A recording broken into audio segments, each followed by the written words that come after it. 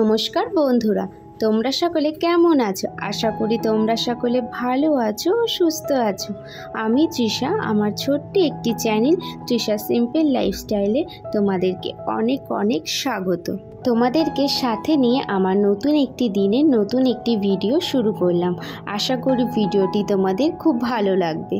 প্রত্যেকটি ঘন কালো রাতের পর যেমন একটি সুন্দর ঝলমলে দিনের সকাল আসে, সেই সুন্দর সকালে আমার প্রত্যেকটি দিন শুরু হয় এই ঘরের থেকে, আবার রাতটাও কিন্তু এই ঘরেই কেটে যায়।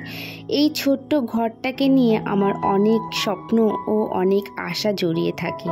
কিন্তু জানো তো, ভগবান যাকে যেমনই ঘর বাড়ি দিয়ে থাকুক না কেন, সবারই নিজের ঘর নিয়ে না অনেক আশা ও স্বপ্ন থাকে।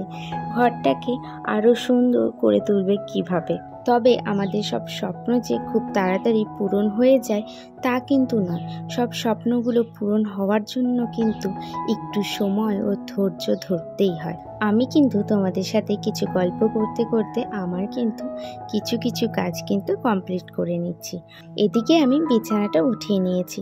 আমার সাথে সাথে বাবু যেহেতু ঘুম থেকে উঠে যায়, তাই ওকে একেবারে বিছানা থেকে উঠিয়ে আমি বিছানাটাকে ভালোভাবে গুছিয়ে নিই। আর জানো তো, বাসি বিছানা যদি না গোছানো হয় না, আমার ভীষণই বিরক্ত লাগে।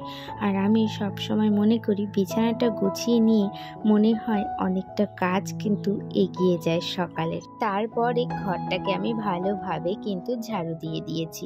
ঘরটা ঝাড় দেওয়ার পরে না একেবারে বাইরের কাজে চলে এসেছি। বাইরের উঠোনটা কিন্তু আমি ঝাড় দিয়ে নিচ্ছি। আর এইদিকে কিন্তু আমাদের উঠোনটা না অনেকটাই বড়, তাই ঝাড় দিতে কিন্তু অনেকটা সময় কিন্তু আমার চলে যায়। তো যতটা পারি ভালোভাবে উঠোনটাকে কিন্তু আমি ঝাড় দিয়ে নিই। উঠোনটা ঝাড় দিয়ে আমি নিজে ফ্রেশ হয়ে কিন্তু ঘরে চলে আসব। যেহেতু বাবুকে কিন্তু আমি ফ্রেশ না করিয়েই আমি আজকে ঠাকুমার কাছে দিয়ে দিয়েছিলাম, তো এই জন্য। আর আমি প্রত্যেকদিন সকালে কিন্তু বাবুর ফিটিং বোতলটাকে একদম গরম জলে কিন্তু ফুটিয়ে নিই। এই যে তারপরে কিন্তু বাবুকে সকালে আমি দুধ খাইয়ে নিয়েছি। আর দুধ খাওয়ানোর পরে কিন্তু বাবুকে একেবারে ফ্রেশ করে দিয়েছি। আর আমি প্রত্যেক দিন সকালবেলায় একবার করে বাবুর কিন্তু জিভটাকে ভালোভাবে উষ্ণ গরম জলে আমি পরিষ্কার করে দিই। তাহলে জিভে কিন্তু সাদা সাদা স্তরটা কিন্তু জমবে না। আর স্তরটা যদি জমে যায় না, তাহলে বাচ্চাদের কিন্তু একদমই দুধ যখন খাবে তার মুখে কিন্তু কোনো রকমই স্বাদ লাগবে না। তো সেই কারণে ওরা কিন্তু দুধ নাও খেতে চাইবে। তো সেই জন্য আমি প্রত্যেকটা দিন কিন্তু যদি পারি দুবেলা করি, আর যদি না পারি তাহলে কিন্তু আমি একবেলা করে প্রত্যেক দিন পরিষ্কার করে দিই। তারপরে কিন্তু বাবুকে আমি টিস্যু দিয়ে ভালোভাবে মুখটাকে ক্লিন করে দিচ্ছি।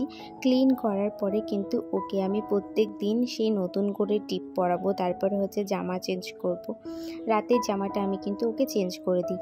ওর কিন্তু 2 থেকে 3 বেলা হচ্ছে যে জামাটা নর্মালি চেঞ্জ হয়। তারপরে তো ও যদি টয়লেট করে তাহলে কিন্তু চেঞ্জ তো করতেই হয়।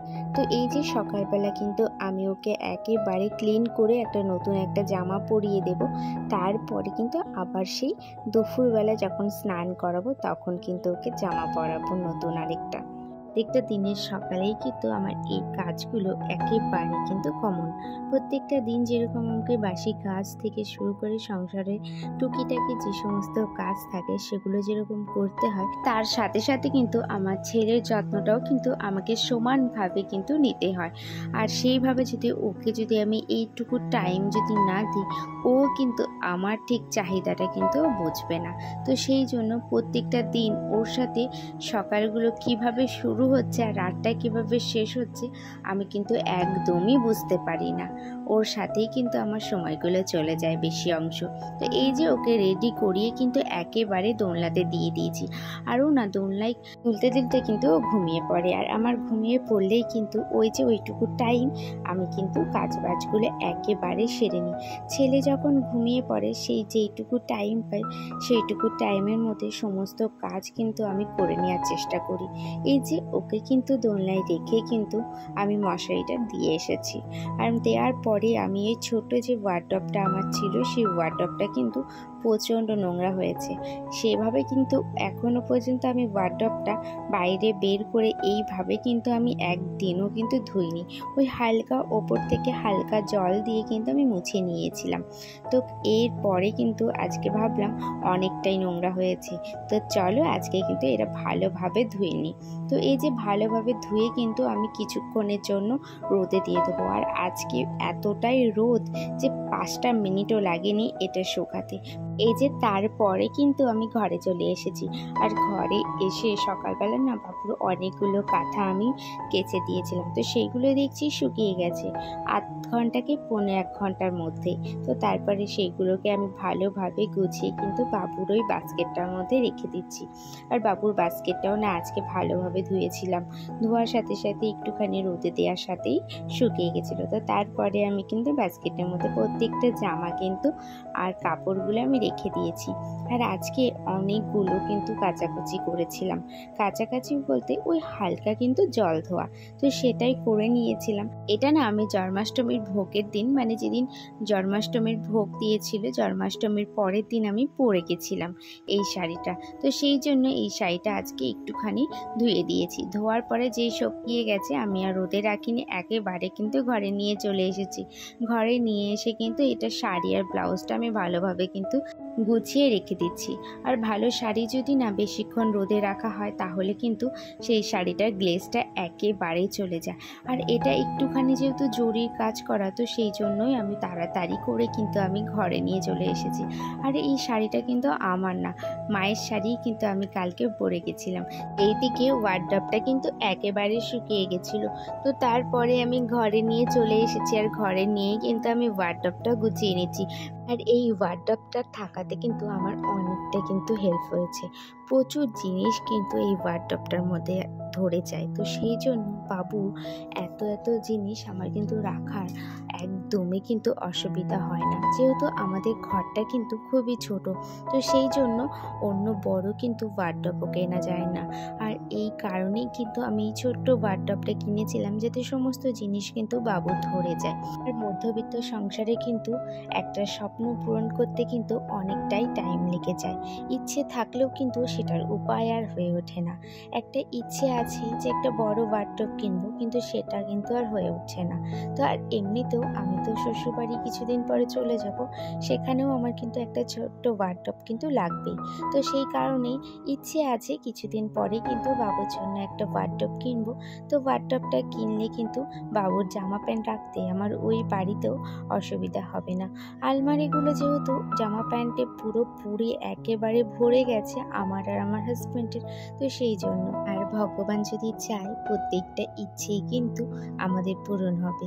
তো আমিও সেই সময়ের অপেক্ষায় রয়েছি কোন দিন আমাদের ইচ্ছেগুলো পূরণ হয়। তো এই দিকে দেখো আমার কিন্তু আলনাটা গোছানো হয়ে গেছে। আলনাটা কিন্তু সেরকমভাবে পুরো গোছানো হয়নি, কারণ কি ওই যে জামা প্যান্টগুলো সমস্তই কিন্তু আজকে রোদে, তো সেই জন্য যেটুকু জামা প্যান্ট ছিল সেটুকু দিয়েই কিন্তু আমি আলনাটা গুছিয়ে নিয়েছি। তারপরে একেবারে বাবুকে স্নান করিয়ে আমি নিজেও কিন্তু স্নান করে চলে এসেছি।